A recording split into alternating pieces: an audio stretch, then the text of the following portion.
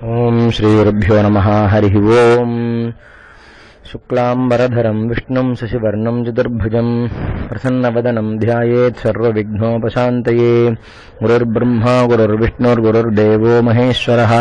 गुरुः साक्षात् परं ब्रह्म तस्मै श्री गुरवे नमः। गुरवे सर्वलोकानां विषजे भवरोहिणां निधये सर्वविद्यानां श्री दक्षिणामूर्तये नमः। सद्गुरुचरणारविन्दाभ्यां नमः। श्रीराम राम रामेति रमे रामे मनोरमे सहस्रनाम तत्तुल्यं रामनामवरानने। श्रीरामचन्द्र परब्रह्मणे नमः।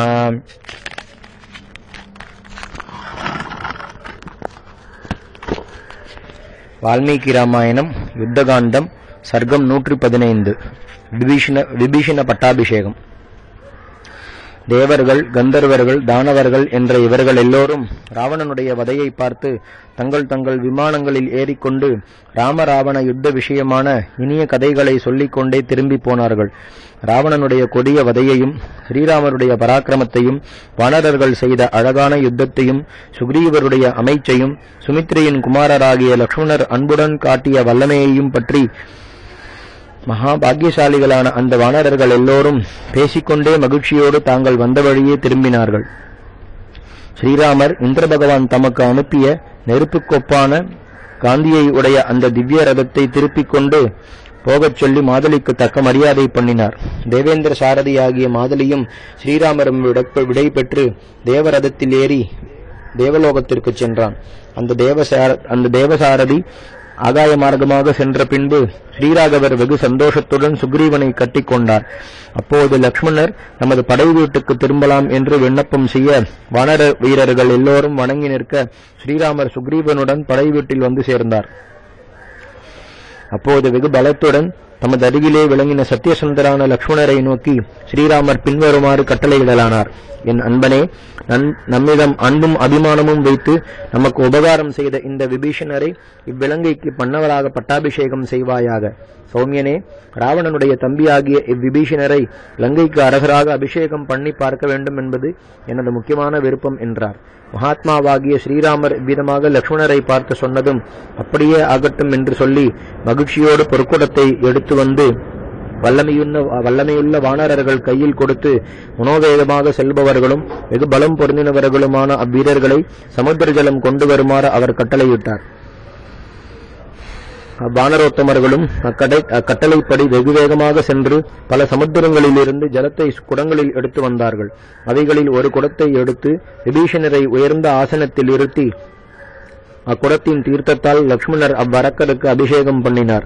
தர்மாத்மாவாகிய அந்த லக்ஷ்மணர் லங்கையில் இருந்த அரக்கர்களின் நடுவில் நண்பர்களின் கூட்டங்களால் சூழ்ந்து நிற்கப்பெற்ற வெகு பரிசுத்தமான மனமுடைய விபீஷணருக்கு ஸ்ரீராமருடைய கட்டளையால் சாஸ்திர பிரகாரம் லங்கா ராஜ்யத்தில் பட்டாபிஷேகம் பண்ணினார்.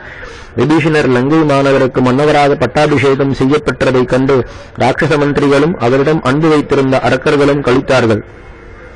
அவ்வாறு ஸ்ரீராமரால் தமக்கு அளிக்கப்பட்ட அந்த பெரிய ராஜ்யத்தை அடைந்து விபீஷணர் தமது கொடிகளை சமாதானப்படுத்தி ஸ்ரீராமரிடம் வந்து சேர்ந்தார். அரக்க கொடிகளும் விபீஷணருக்கு அக்ஷதைகள், மோதகங்கள், பொறிகள், திவ்யமான புஷ்பங்கள் என்னும் இவைகளையெல்லாம் வெகு சந்தோஷமாக கொண்டு வந்தார்கள். ஒருவராலும் தகைய முடியாதவரான விபீஷணரும் மங்களத்தை வெளியிடுகின்ற அவைகளையெல்லாம் வாங்கி ஸ்ரீராமருக்கும் லக்ஷ்மணருக்கும் கொடுத்தார். ஸ்ரீராமரும் தமக்கு உதவி புரிந்த விபீஷணர் தம்மால் உபகாரம் பெற்று சந்தோஷமடைந்ததைக் கண்டு களித்து அவருடைய சந்தோஷத்தையே பெருக்க கருதியவராய் அக்காணிக்கைகளையெல்லாம் பெற்றுக்கொண்டார். அதன் பிறகு அஞ்சலி பண்ணிக்கொண்டு தமது அருகில் மலை போல் வந்து நின்ற வீரரான மகா அனுமானை பார்த்து ஸ்ரீராமர் பின்வருமாறு சொல்லலானார். சௌமியனே, மகாராஜாவாகிய விபீஷணரம் விடைபெற்று லங்கைக்குள் சென்று விபீஷணருடைய அனுமதியினால் ராவணனுடைய மாளிகையில் புகுந்து நமக்கு வெற்றியுண்டான சந்தோஷ சமாச்சாரத்தை தெரிவித்து சீதையை மகிழ்வித்து நான் சுக்ரீவனுடனும் லக்ஷ்மணனுடனும் க்ஷேமமாக இருப்பதையும் ராவணன் என்னால் வதைக்கப்பட்டதையும் சொல்லுக. வானர வீரனே, இச்சந்தோஷ சமாச்சாரங்களை சீதையிடம் சொல்லி அவள் தெரிவிக்கும் பதில் சமாச்சாரத்தை என்னிடம் வந்து சொல்லுக என்றார். வால்மீகி ராமாயணம் யுத்தகாண்டம் சர்க்கம் 116. ஹனுமானுக்கும் சீதைக்கும் நடந்த சம்பாஷணை. அவ்வாறு கட்டளையானதும் மாருதனது மைந்தனாகிய ஹனுமான் அரக்கர்கள் எல்லோரும் மரியாதை செய்ய லங்கை மாநகரில் புகுந்தான். அப்பெருவீரன் ராவணனுடைய மாளிகையில் நுழைந்து அவ்விடத்தில் கிரகத்தால் பீடிக்கப்பட்ட ரோகிணி போன்று தேகம் மாசுபடைந்து ஒரு மரத்தினடியில் சீதாதேவி பல அரக்கேரால் சூழப்பட்டு மகிழ்ச்சியின்றி இருப்பதைக் கண்டு அவ்வம்மணியிடம் சென்று வணங்கி தாழ்ச்சியுடனும் வினயத்துடனும் நிச்சலமாக நின்றான். மகாபலசாலியாகிய அவ்வனுமான் தன்னை நாடி வந்ததைக் கண்டு அவனை இன்னான் என்று நினைத்து வெகு சந்தோஷமடைந்தவளாய் சீதாதேவியானவள் ஒன்றும் பேச நாவெழாமல் இருந்தாள். அவ்வம்மணியின் முகம் சந்தோஷக்குறியுடன் விளங்குவதை பார்த்து வானரர்களுக்குள் உத்தமனான ஹனுமான் ஸ்ரீராமர் தன்னிடம் சொல்லியிருந்த சமாச்சாரங்களை சொல்லலானான். வைதேகி ஸ்ரீராமர் லக்ஷ்மணருடனும் சுக்ரீவருடனும் விபீஷணருடனும் வானர சேனைகளுடனும் க்ஷேமமாக இருக்கிறார். பகைவரை அடக்கவல்ல அவர் தாம் எடுத்த காரியம் நிறைவேனதையும் சத்ரு வதைக்கப்பட்டதையும் தங்களிடம் தெரிவித்துக் கொள்கிறார். தேவி விபீஷணருடைய சகாயத்தினாலும் வானரர்களின் உதவியினாலும் லக்ஷ்மணருடைய ஆலோசனையினாலும் ஸ்ரீராமரால் ராவணன் வதைக்கப்பட்டான். ரகுவின் வம்சம் சந்தோஷிக்குமாறு திரு அவதாரம் செய்த வீரராகிய ஸ்ரீராமர் தமது காரியத்தை இவ்வாறு செய்து முடித்து உள்ளம் குளிர்ந்தவராய் தங்களது க்ஷேமத்தை இவ்வாறு விசாரிக்கச் சொன்னார். தேவி, நான் இந்த சந்தோஷ சமாச்சாரத்தை தெரிவித்து மிகுதியாக உன்னை கழிக்கும்படி செய்கிறேன். தர்மத்தை உணர்ந்தவளே, இதுவரையில் தெய்வாதீனமாக வாழ்வு பெற்றிருக்கிறாய். எனது பராக்கிரமத்தினால் நமக்கு வெற்றி உண்டாகிவிட்டபடியால் இனி நீ விசாரம் இல்லாமலும் துக்கப்படாமலும் இருக்கலாம். ராவணன் போரில் வதைக்கப்பட்டான். லங்கையும் நமது வசமாயிற்று. சீதே, சத்ருவினிடத்திலிருந்து உன்னை மீட்பதில் உறுதி கொண்டிருந்த நான் உறக்கமில்லாமல் ராவணனை கொல்வதாக செய்திருந்த சபதத்தை சமுத்திரத்தின் மேல் சேதுவை கட்டி பிறகு நிறைவேற்றினேன். ராவணனது மாளிகையில் வாழ்ந்திருந்ததற்காக இனி மனம் குழம்ப வேண்டாம். ஏனெனில் லங்கையின் சம்பத்து முழுமையும் விபீஷணரை சேர்ந்ததாக செய்யப்பட்டதன்றோ. ஆகையால் சீதே, உனது துயரத்தை ஆற்றிக்கொள்வாய். நீ இப்போது உனது மாளிகையில்தான் வசிக்கின்றாய். உன்னை சேவிக்க விரும்புகின்ற விபீஷணர் இதோ வருவார் என்று இவ்வாறு அனுமான் சொன்னதும் சந்திரனை போன்ற முகமுள்ள சீதை அதிக சந்தோஷமடைந்தவளாய் எழுந்து ஒன்றும் பேச நாவெழாமல் மௌனமாக இருந்தாள். அவ்வம்மணி அவ்வாறு மறுமொழி சொல்லாமல் இருந்ததை பார்த்து அந்த வானர வீரன் மறுபடியும், தங்கள் மனதில் என்ன ஆலோசித்துக் கொண்டிருக்கின்றீர்கள்? ஏன் என்னிடம் பேசவில்லை என்றான். இவ்விதமாக ஹனுமான் சொன்னதும் தர்ம நெறியில் இருக்கும் சீதை பரமானந்தம் அடைந்தவளாய் ஆனந்தத்தால் தழுதழுத்த வாக்குடன் பின்வருமாறு சொல்லலுற்றாள். எனது கணவர் வெற்றியடைந்தார் என்ற இந்த சந்தோஷ சமாச்சாரத்தை கேள்வியுற்று மிக்க மகிழ்ச்சியடைந்து கொஞ்ச நேரம் ஒன்றும் சொல்ல நான் எழாதவளாய் இருந்தேன். வானரரே, என்னிடம் இந்த சந்தோஷ சமாச்சாரத்தை சொன்ன உமக்கு என்ன சொல்லலாம் என்று ஆலோசித்து பார்த்தும் சரியான மறுமொழி ஒன்றும் தோன்றவில்லையே. சௌமியரே, அன்பான இந்த சமாச்சாரத்தை சொன்ன உமக்கு தக்க வெகுமானம் கொடுக்க இம்மூலகத்திலும் ஒரு வஸ்துவையும் காணோமே. பொன்னும் வெள்ளியும் பலவகை ரத்னங்களும் இம்மூலக ஆட்சியும் இவைகளில் ஒன்றும் தாங்கள் சொன்ன சந்தோஷ சமாச்சாரத்துக்கு ஈடான வெகுமானமாக எடுத்துச் சொல்லவும் தகாதாம் என்றாள். இவ்விதமாக சீதாதேவி சொன்னதும் ஹனுமான் அஞ்சலி பண்ணியபடியே சீதாதேவியின் முன்னிலையில் நின்று கொண்டு பின்வருமாறு சொல்லலானான். கணவரின் இனிய நன்மையில் கருத்தொன்றியிருக்கும் உத்தமையே, கணவருடைய வெற்றியையே விரும்பியிருக்கும் பதிவிரதையே, தங்களன்றி வேறொரு பெண் பிள்ளை இவ்வண்ணமான சொற்களை சொல்ல வல்லவரோ? அம்மணி, கருத்தை உட்கொண்ட தங்களது அன்பான இந்த சொற்கள் பலவகை ரத்னங்களை பார்க்கிலும் தேவராஜ்யத்தை பார்க்கிலும் மேலானவை. பகைவரை கொன்று வெற்றி பெற்று உறுதியாக நிற்கும் ஸ்ரீராமரை காண்பதினால் தேவராஜ்யத்தை பெற்ற சந்தோஷத்திலும் மேலான சந்தோஷத்தை அடைந்துள்ளேன் என்றான். அவ்வண்ணம் ஹனுமான் சொன்னதை சீதாதேவி கேட்டு பிறகு மிகவும் இனிய சொல்லி ஹனுமானை நோக்கி சொல்லலானாள். மிகவும் லட்சணங்களுடன் கூடி மாதுரிய குணத்தால் அணியப்பெற்று கிரகணம் தாரணம் முதலான 8 குணங்களும் நிரம்பின புத்தியினால் ஆராய்ந்து சொல்லும் நற்பேச்சுக்களை பேசுவதில் நீர்தாம் சமர்த்தர். நீர் மாருதனது மிகவும் தார்மீகரான புதல்வர். வருத்தங்களை பொறுத்தல், வல்லமை, கேள்வி, தேகபலம், பராக்கிரமம், மிக்க தாட்சண்யம், ஒளி, பொறுமை, உறுதி, தைரியம், வணக்கம், தெளிவு என்னும் இவைகளும் மற்றும் பலவகை குணங்களும் உம்மிடமே விளங்குகின்றன என்றாள். அதன் பிறகு ஹனுமான் மறுபடியும் அஞ்சலி பண்ணிக்கொண்டு வெகு வணக்கமாக சீதாதேவியின் முன்னே நின்று சிறிதும் கலக்கமின்றி மகிழ்ச்சியுடன் பின்வருமாறு சொல்லலானான். தாங்கள் எனக்கு அனுமதி அளிப்பீர்களேயானால் பதியையே தெய்வமாகக் கருதி மிக்க வருத்தத்தோடு அசோகவனத்தில் இருந்த காலத்தில் பலவகை கொடிய கதைகளைச் சொல்லியும் முன்பு தங்களை பலவாறு வெருட்டியும் துன்புறுத்திய வெகு கொடியவர்களும் எப்போது கொடிய செய்கைகளையே செய்பவர்களும் கொடிய கண்ணியர்களுமான இந்த அரக்கியர் எல்லோரையும் நான் இப்பொழுது கொல்ல விரும்புகிறேன். இவ்வரத்தை எனக்கு தாருங்கள். நற்குணமுடையவரே, கைக்குத்துகளினாலும் அறைகளினாலும் உதைகளினாலும் இன்னும் பலவகை கொடும் செய்கைகளினாலும் இந்த ராட்சசிகள் எல்லோரையும் நான் கொல்ல விரும்புகிறேன். அன்றியும் அவர்களது முழங்கால்களை முறித்தும் பற்களை உதிர்த்தும் காதுகளையும் மூக்குகளையும் கடித்தும் தலைமயிரை பறித்தும் நகங்களால் முகங்களில் பீறியும் உயர எழுந்து மேலே தாக்கியும் கீழே தள்ளியும் தங்களுக்கு தீமை புரிந்த இவர்களை நான் தரையில் தகைத்துக் கொள்ள விரும்புகிறேன். புகழ்பெற்ற தேவியே, தங்கள் விஷயத்தில் இவர்கள் தீமை புரிந்திருக்கின்றார்கள். ஆகையால் இவ்வாறு பலவிதமாக இவர்களை நான் கொல்ல விரும்புகிறேன் என்றான். அவ்விதமாக ஹனுமான் சொன்னதை கேட்டு புகழ்பெற்ற சீதாதேவி தர்மத்துடன் கூடின சில சொற்களை மறுமொழியாக சொல்லலானாள். வானரர்களுக்குள் உத்தமரே, இவ்வரக்கையர் தமது அரசருக்கு பரவசர்கள், பிறனது ஏவலின்படி தொழில் புரிபவர்கள். அவ்வாறு தொழில் செய்யாவிடில் தண்டனைக்கு உரியவர்கள், அடியவர்கள். இவர்களிடம் யார்தான் கோபிப்பார்கள்? எனது பாக்கியத்தின் குறைவினாலும் முற்பாவத்தின் செய்த வினையை தீவினையினாலும் நான் இவ்வாறெல்லாம் அனுபவித்தேன். எல்லோரும் தத்தம் வினைகளின் பயனை அனுபவித்தே தீர வேண்டுமன்றோ? ஊழ்வினையின் மாறுபாட்டால் நான் அனுபவித்ததாக உறுதியாக நினைத்துக் கொண்டிருக்கின்றேன். ராவணனின் ஏவுதலின் மேல் இவ்வரக்கேர் செய்தவைகளையெல்லாம் மாறு செய்ய இயலாத நான் பொறுத்து கொண்டிருந்தேன். வானரோத்தமரே, ராவணனுடைய கட்டளையால் இவர்கள் என்னை வெருட்டினார்கள். அவன் இப்போது மாண்டு போய்விட்டான். ஆகையால் இனி இவர்கள் என்னை வெருட்ட மாட்டார்கள் என்பது திண்ணம். வானரரே, ஒரு புலியின் அருகில் தர்மத்தை ஒட்டி ஒரு கரடியானது இந்த ஸ்லோகத்தை வெகு காலத்திற்கு முந்தி சொல்லி இருக்கிறது. அந்த கதை என்னவென்றால், முன்னொரு காலத்தில் ஒரு காட்டில் வேடன் ஒருவனை புலி ஒன்று துரத்த அவ்வேடன் ஓடி ஒரு மரத்தின் மீது ஏறிக்கொண்டான். அந்த மரத்தின் மேல் ஏற்கனவே கரடி ஒன்று ஏறியிருந்ததைக் கண்டு வேடன் மனம் குழம்பி உயிர் தப்ப வழியின்றி கரடியிடம் சரணம் என்று சொல்லி அபயமடைந்தான். கரடியும் அவனுக்கு அபயம் கொடுத்தது. பிறகு புலி கரடியை கண்டு, இந்த வேடன் நம்மை போன்ற காட்டு விலங்குகளுக்கு சத்ரு, இவனை ஏன் பாதுகாக்கிறாய்? இவனை மரத்திலிருந்து கீழே தள்ளிவிடு என்று பலமுறை வேண்டியும் கரடி இவன் என்னிடத்தில் அடைக்கலம் புகுந்ததனால் இவனை பாதுகாப்பேனே தவிர கீழே தள்ளமாட்டேன் என்று மறுத்து சொல்லி பிறகு தான் தூங்க ஆரம்பித்தது. அப்பொழுது புலியானது வேடனை பார்த்து, அடா, நீ அந்த கரடியை கீழே தள்ளிவிடு, நான் அதை தின்றுவிட்டு உன்னை ஒன்றும் செய்யாமல் போகின்றேன் என்றது. கொடிய அந்த வேடன் அதற்கு இசைந்த அந்த கரடியை கீழே தள்ளினான். ஆனால் கரடியோ கீழே விடும் முன்பாகவே மற்றொரு கிளையை பற்றி உயிர் பிழைத்தது. அதை கண்டு வேடன் நடுங்கி தன்னை அக்கரடி அவசியம் புலிக்கு இரையாக்கிவிடும் என்று பயந்திருந்தான். அப்போது, உன்னை கொல்ல நினைத்த அவ்வேடனை கீழே தள்ளிவிடு என்று பலமுறை புலி கேட்டுக்கொண்டும் சரணம் என்றதற்கு அபயம் கொடுத்த அந்த கரடி அப்படி செய்யாமல் இந்த ஸ்லோகத்தை சொல்லி வேடனை ரட்சித்தது என்பது வரலாறு.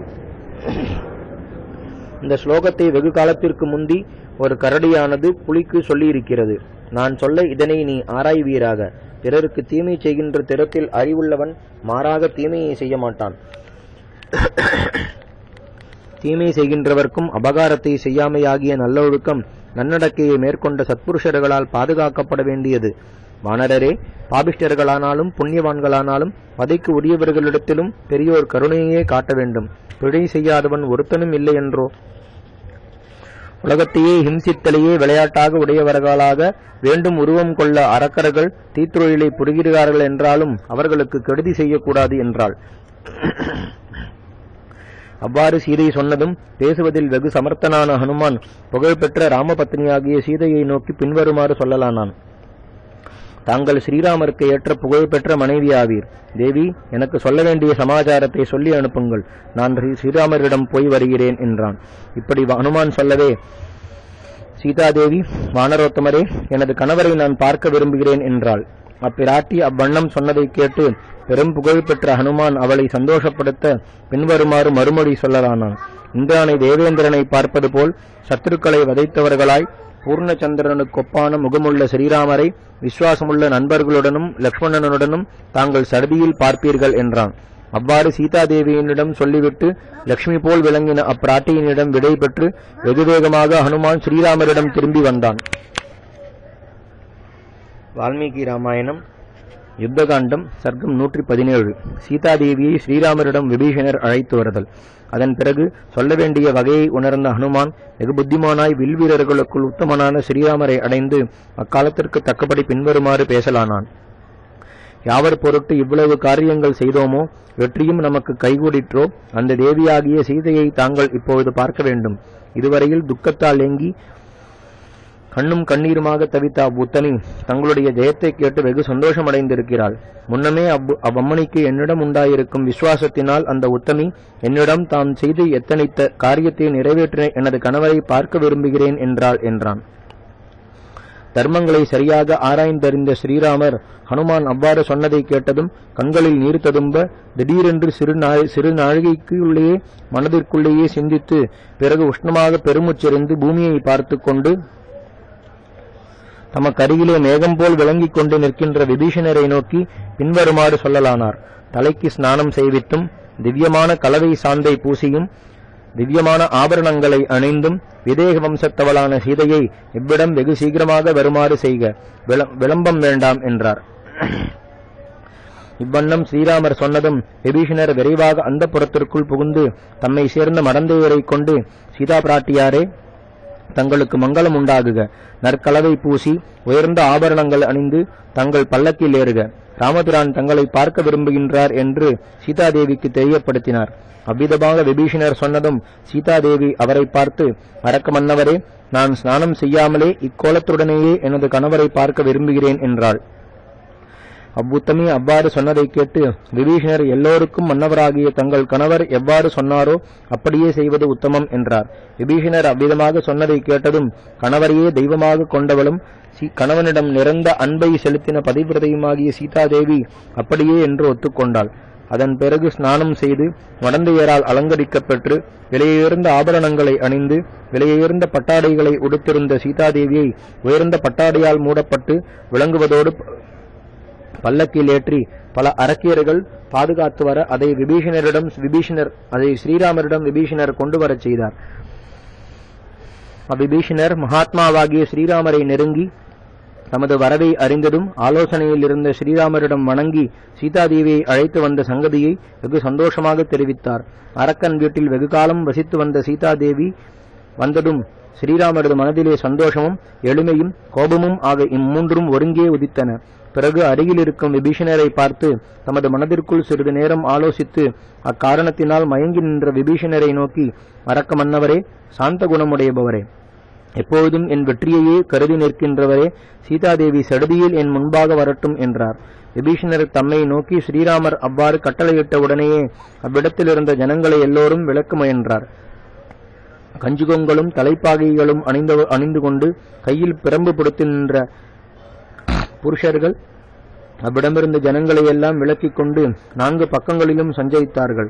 ரிக்ஷர்கள், வானரர்கள், அரக்கர்கள் என்ற இவர்களுடைய கூட்டங்கள் அவ்வாறு விளக்கப்பட்டு அங்கு நின்று வெகு தூரம் சென்று நிற்கலாயின. அவர்களை அவ்வாறு விளக்கும்போது உண்டான சப்தமானது காற்றடிக்கும்போது சமுத்திரத்தில் உண்டாகும் ஒளி போல் கேட்கலாயிற்று. அவ்வண்ணம் எல்லோரும் விளக்கப்பட்டதையும் அவர்கள் மனம் குழம்பி 4 பக்கங்களிலும் ஓடுவதையும் பார்த்து ஸ்ரீராமர் அத்தொழிலை காணப்படாதவராய் மனமிறங்கி அப்படி செய்ய வேண்டாம் என்று தடுத்து கூறி, அன்றியும் அவர் தமது மனம் பதைத்து பேரறிவுடையவரான விபீஷணரை தமது பார்வையால் எரித்து விடுகின்றவர் போல் பார்த்து அவரை கடிந்து பின்வருமாறு சொல்லலானார். ஏன் என்னுடைய அனுமதி இல்லாமல் இருக்கையில் இந்த ஜனங்களை வருத்துகின்றீர்கள்? இவ்வகையான முயற்சியை விட்டுடுங்கள். இங்கிருக்கின்றவர்கள் எல்லோரும் எனது சுற்றத்தாரவர். மேலும் மகளிரின் மானத்தை பாதுகாப்பது வீடுகளும் அல்ல, வஸ்திரங்களும் அல்ல, வளைத்திரைகளும் அல்ல, இவ்விதமான ராஜ கௌரவங்களும் அல்ல. அவர்களது நல்லொழுக்கமே மானத்தை காப்பதாகும்.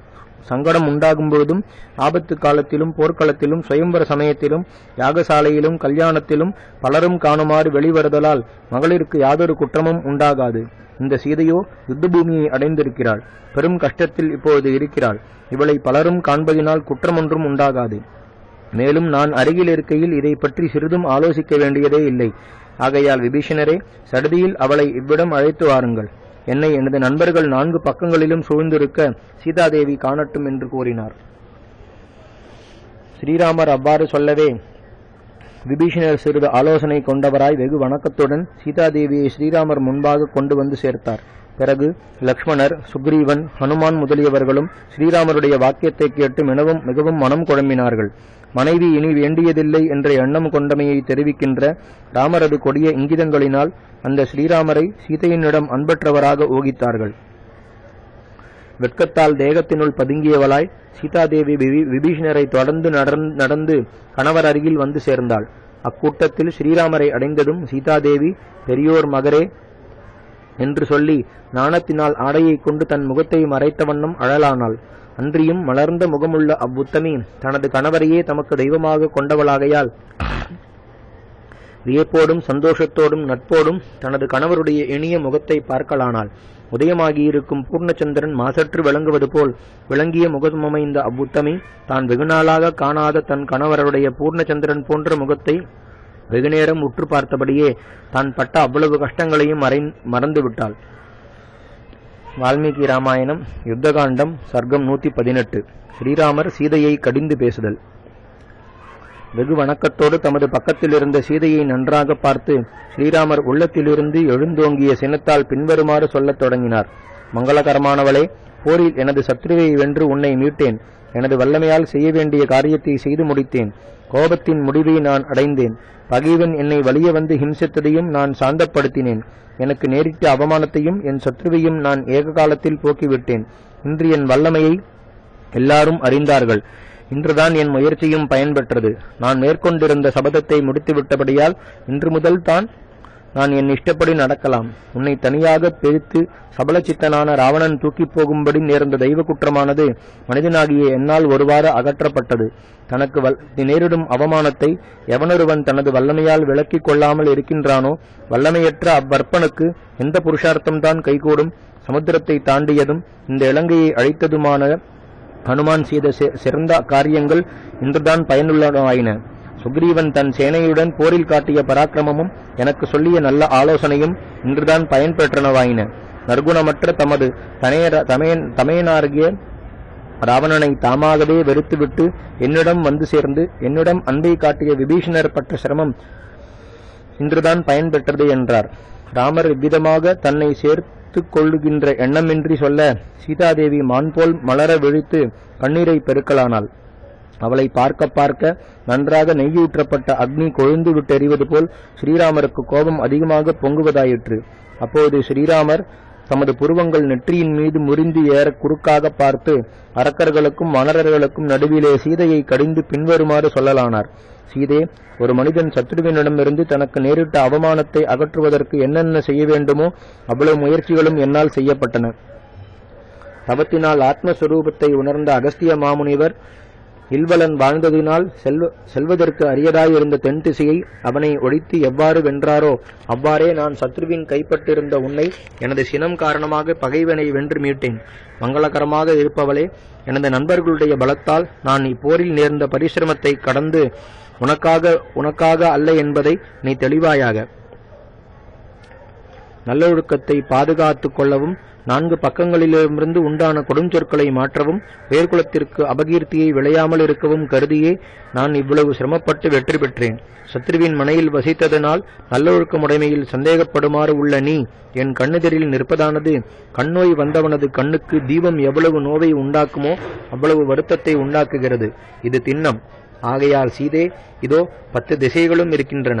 உனக்கு எவ்விடத்தில் போக வேண்டுமென்று இஷ்டமோ அவ்விடம் போக நான் விடை கொடுத்து விட்டேன். உனக்கு இஷ்டமான இடத்திற்கு நீ போகலாம். மங்களமானவளே, உன்னால் இனி எனக்கு ஒன்றும் ஆக வேண்டுவதில்லை. நற்குலத்தில் பிறந்திருக்கின்ற பராக்கிரமமுள்ள எந்த மனிதன்தான் பிறன் வீட்டில் வசித்த மனைவியை மறுபடியும் தனது அன்பான மனைவி என்று மனப்பூர்வமாக ஒத்துக்கொள்வான்? ராவணனால் கவரப்பட்டும் அவனுடைய கொடும் கண்களால் பார்க்கப்பட்டும் சீலத்தை இழந்த உன்னை பெரிய குலத்தில் பிறந்தவன் என்று சொல்லிக் கொண்டு நான் மறுபடியும் எவ்வாறு அங்கீகரிப்பேன்? என் புகழை பாதுகாத்துக் கொள்ளுதன் பொருட்டு நான் உன்னை மீட்டேனே அன்றி உன்னிடத்தில் ஆசையினால் உன்னை மீட்கவில்லை. ஆகையால் நீ இவ்விடம் விட்டு உன் இஷ்டமான இடத்திற்கு போகலாம். நான் என் புத்தியை கொண்டு ஆலோசனை செய்து சொல்லியது இது.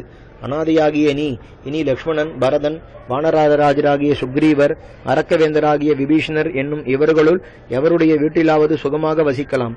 அவர்கள் உன்னை காப்பாற்றுவார்கள். வெகு அழகான ரூபம் பொருந்தி மனதிற்கு பிடித்த உன்னை தன் வீட்டில் வசிக்கையில் பிரசித்தமுள்ளவளாக ராவணன் விட்டிருக்க மாட்டான் என்றார். மிக்க அன்புக்கிடமான சொற்களை எதிர்பார்த்து வந்த சீதாதேவி தனது அன்பர் அவ்வாறு அன்பற்ற சொற்கள் சொன்னதை கேட்டு யானையின் துதிக்கையால் பெயர்த்து உதரப்பட்ட சல்லகி என்ற கொடி போல மிகவும் நடுநடுங்கி கண்ணீரை தாரை தாரையாக வடிக்கலானாள். வால்மீகி ராமாயணம் யுத்தகாண்டம் சர்க்கம் 119. தனது சுத்தியை தெரிவிக்குமாறு சீதாதேவி அக்னியில் பிரவேசம் செய்தல். சீதாதேவியை பார்த்து மயிர்க்குச்செறியும்படி கடிந்து அவ்வளவு கோபத்துடன் ஸ்ரீராமர் சொல்லவே அவ்வுத்தமி மிகவும் நொந்தவளானாள். தான் அதுவரையில் ஒரு பொழுதிலும் காதினால் கேட்டிராத கொடும் சொற்களை தனது கணவர் சொல்ல கேட்டு அச்சீதாதேவி அப்பெரும் சபையில் நாணத்தால் மிகவும் தலை கவிழ்ந்தவளானாள். அம்பு போல தனது மனதை குத்தி வருத்திய அச்சொற்களை கேட்டு சீதை வெட்கத்தினால் தனது தேகத்திலேயே ஒடுங்கியவளாய் மிகவும் கண்ணீர் வடித்தாள். அதன் பிறகு கண்ணீரினால் நனைந்த தனது முகத்தை துடைத்துக் கொண்டு தழுதழுத்த சொற்களால் பின்வருமாறு சீதாதேவி தனது கணவரை நோக்கி மெல்ல சொல்லலானாள். வீரரே, அற்ப புருஷன் அற்ப குணமுள்ள ஒரு ஸ்திரீயை பார்த்து பேசுவது போல் தாங்கள் என்னை பார்த்து கேட்பதற்கும் அச்சத்தை உண்டாக்குகின்ற தகாத கொடிய வார்த்தைகளை ஏன் சொல்லுகிறீர்கள்? மகாபாகுவே, தாங்கள் எண்ணுகின்றபடி நான் இல்லை. இதை எனது சுகிருதத்தின் மேல் ஆணையிட்டு சொல்லுகிறேன். தாங்கள் என்னை நம்புங்கள். சாதாரண மகளிரின் நடத்தையால் ஸ்திரீஜாதி முழுவதையுமே அவ்வாறு இருக்குமென்று தாங்கள் சந்தேகிக்கின்றீர்கள். என்னை தாங்கள் ஆராய்ந்து அறிந்தவர்களாகையால் என் மேலுள்ள அவநம்பிக்கையை விட்டுடுங்கள். பிரபுவே, வேறொருவன் பரவசையான என்னை தொட்டான் என்று என் மீது குற்றம் சொல்லுகிறீர்களேயானால் அக்குற்றம் நான் வேண்டுமென்று செய்ததல்ல. என் மனப்பூர்வமாக நடவாத அவ்விஷயத்தில் தெய்வத்தின் மீதின்தான் குறை சொல்ல வேண்டும். எனது வசத்தில் உள்ள எனது உள்ளம் எப்போதுமே தங்களிடமே குடிகொண்டிருக்கின்றது. வல்லமையற்ற பேதையாகிய நான் பராதீனமாகிய எனது உடம்பின் விஷயத்தில் என்ன செய்ய முடியும்? தங்களுடன் கூட வளர்ந்ததினாலும் இத்தனை நாள் நான் பழகியிருப்பதினாலும் என் குணங்களை தாங்கள் நன்றாக அறிந்திராத பட்சத்தில் நான் அந்த காரணத்தினாலேயே அடியோடு கேளை அடைந்தவளானேன். மகாவீரரே, என்னை பார்த்து வரும்படி அனுமானை லங்கைக்கு அனுப்பினீர்களே, எனது நடத்தை கொடியதென்று எண்ணியிருந்தால் என்னை அப்பொழுதே ஏன் விட்டு இருக்கக்கூடாது? வீரரே, ஹனுமான் என்னிடம் இவ்வாறு தங்களுடைய அபிப்பிராயம் என்ற சமாச்சாரத்தை அப்பொழுதே சொல்லியிருந்தால் தாங்கள் என்னை கைவிட்ட பின்பு இப்பிழைப்பால் எனக்கு என்ன பயனென்று எண்ணி என் பிராணனை அப்பொழுதே அவன் முன்பே விட்டிருப்பேனே. தங்கள் பிராணனை இவ்வளவு அபாயங்களுக்கு உள்ளாக்கிக் கொண்டு தாங்களும் இவ்வளவு வருத்தம் எடுத்துக்கொள்ள வேண்டியிருந்திருக்க வேண்டாமே.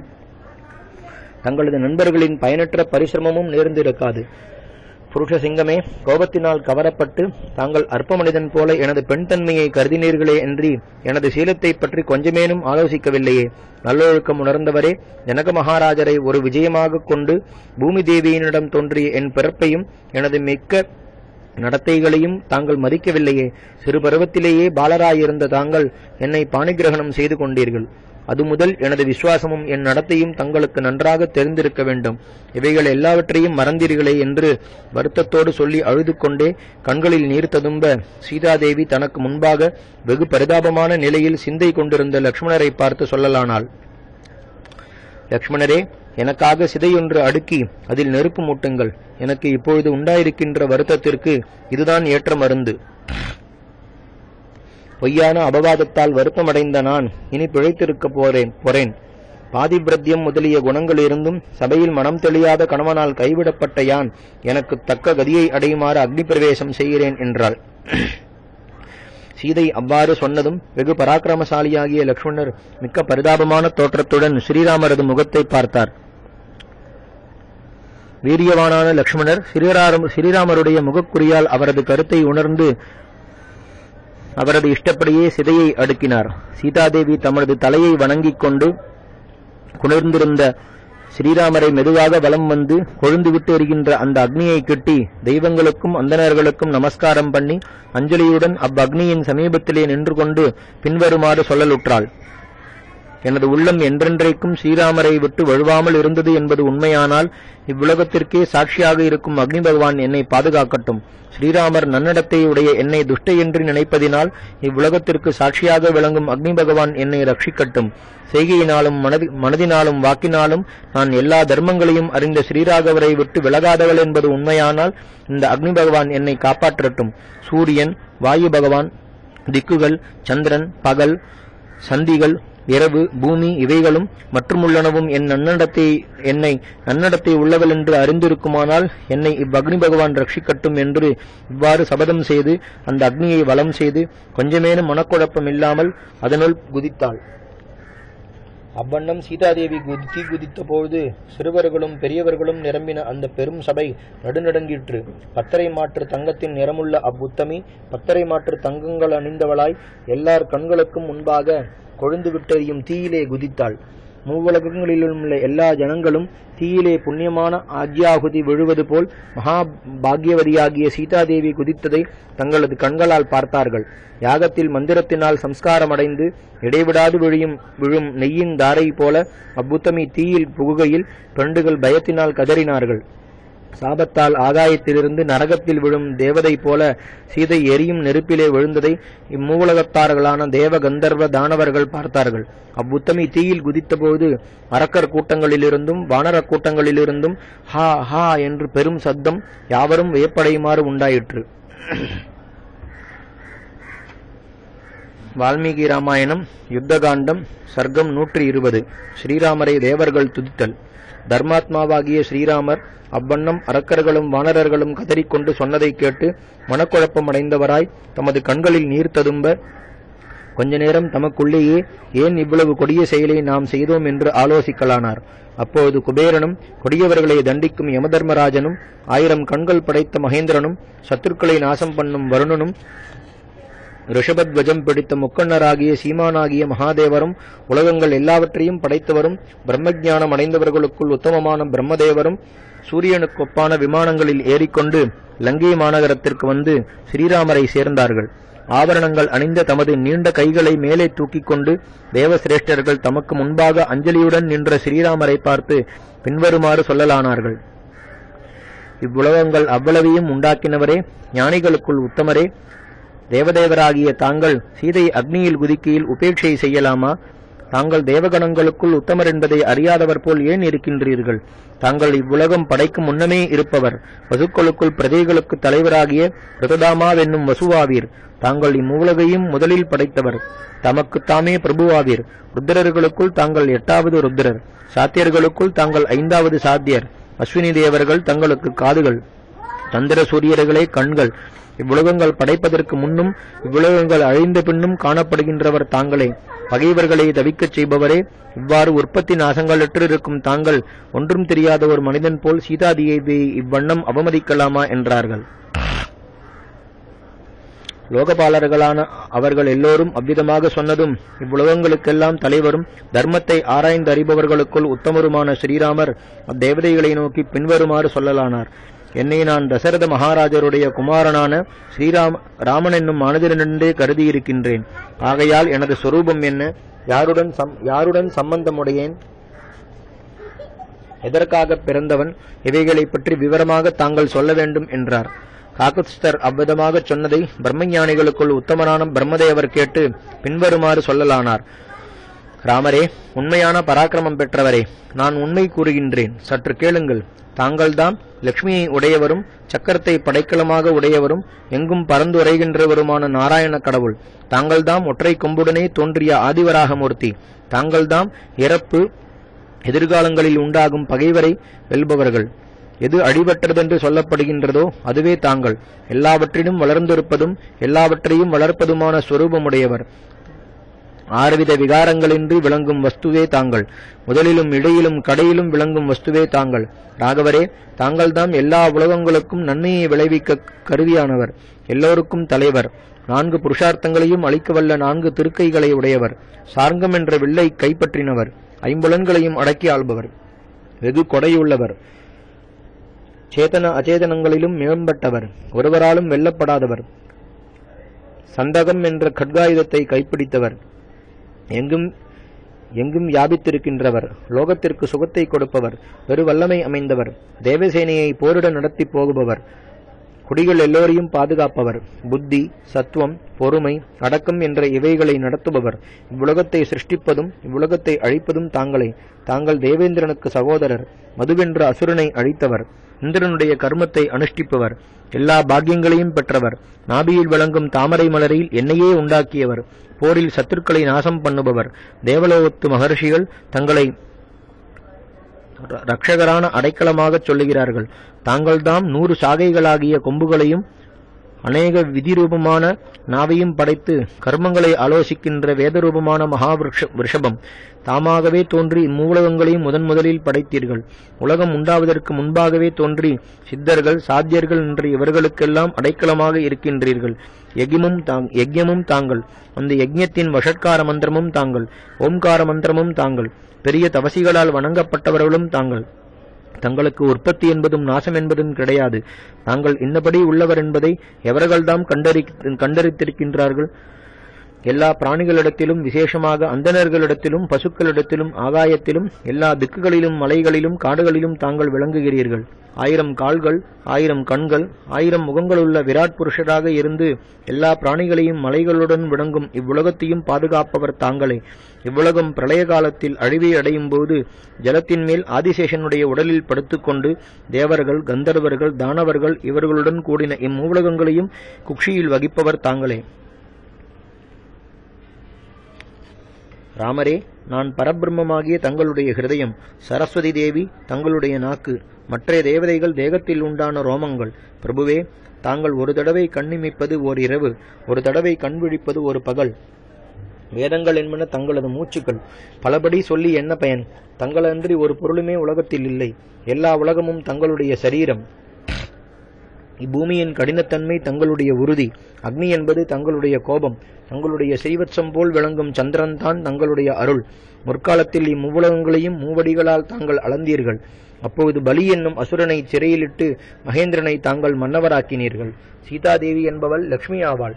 தாங்களோ விஷ்ணுவின் அவதாரம். கிருஷ்ணன் என்பவரும் தாங்களே. பிரம்மதேவரும் தாங்களே. ராவணனை வதைக்க வேண்டுமென்றே தாங்கள் மனித ரூபம் கொண்டு திரு அவதாரம் செய்தீர்கள். தர்மத்தை நிலைநிறுத்தினவர்களுக்குள் உத்தமரே, ராவணவதமாகிய எங்களுடைய அந்த காரியத்தை தாங்கள் செய்து முடித்தீர்கள். ராமரே, தங்களால் ராவணன் கொல்லப்பட்டான். இனி தாங்கள் சந்தோஷமாக தேவலோகத்திற்கு திரும்பலாம். தங்களுடைய பலமும் வீரியமும் வீண் போகாதன. தாங்கள் பராக்கிரமமும் வீண் போகாது. தங்களுடைய தரிசனமும் வீண் போகாத தரிசனம். தங்களுடைய ஸ்தோத்திரமும் வீண் போகாதது. தங்களிடம் பக்தி பண்ணும் மனிதர்களுடைய மனோரதங்களும் ஒரு பொழுதும் வீண் போகாது. புராணராகவும் புருஷோத்தமராகவும் இருக்கும் தங்களை உண்மையாக பக்தி செய்யும் மனிதர்கள் இம்மையிலும் மறுமையிலும் தங்களுக்கு வேண்டின எல்லா வகை சுகங்களையும் அடைகிறார்கள் என்றார். வேத சம்பந்தமாகவும் ஒரு காலத்திலும் அழியாமல் நித்தியமாகவும் பழைய இதிகாசமாகவும் இருக்கும் இந்த ஸ்தோத்திரத்தை சொல்லும் மனிதர்களுக்கு தோல்வி என்பது ஒருபொழுதும் கிடையாது. வால்மீகி ராமாயணம் யுத்தகாண்டம் சர்க்கம் 121. அக்னி பகவான் கொண்டு வந்து கொடுத்த சீதாதேவியை ஸ்ரீராமர் அங்கீகரித்தல். அவ்வாறு பிரம்மதேவர் சொன்ன இனிய சொல்லை கேட்டு அக்னி பகவான் சீதாதேவியை மடியில் வைத்துக் கொண்டு வெளிக்கிளம்பினார். அக்னி பகவான் அந்த சீதையை உதறிவிட்டு புருஷரூபத்துடன் விதேக வம்சத்தவளாய் ஜனக மகாராஜ குமாரியாகிய சீதையை எடுத்துக்கொண்டு வெளிக்கிளம்பினார்.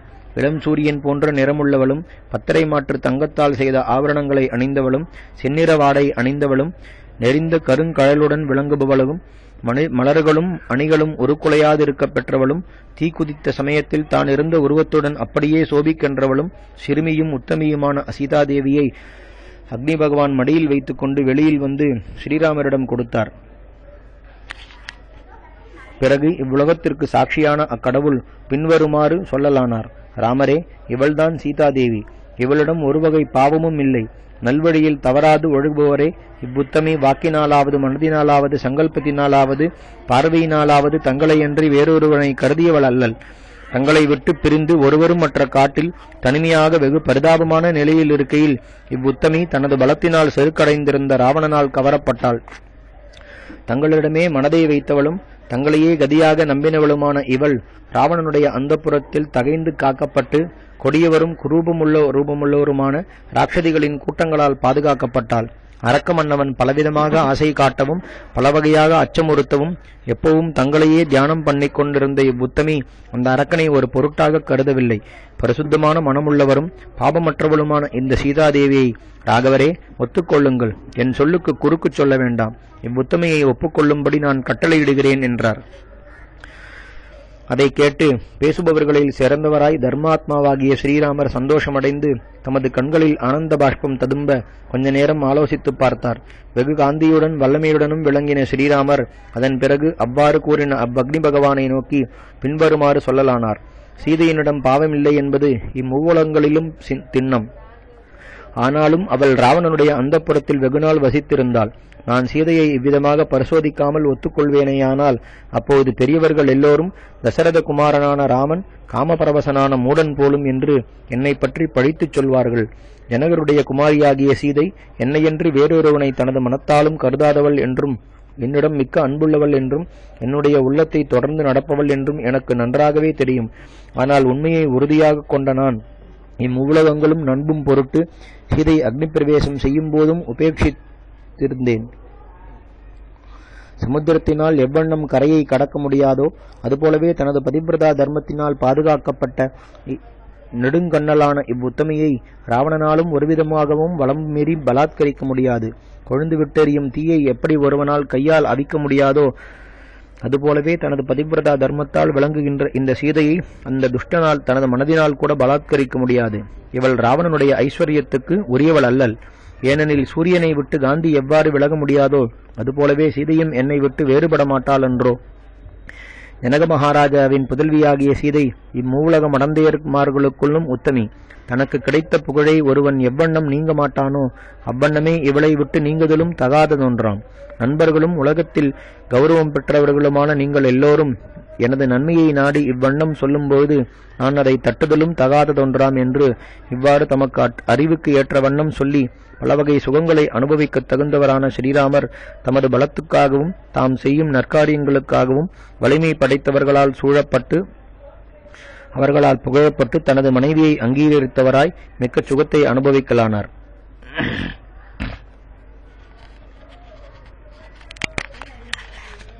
ஸ்ரீராமச்சந்திர பரபிரம்மணே நமஹ. ஹரிஹி ஓம்.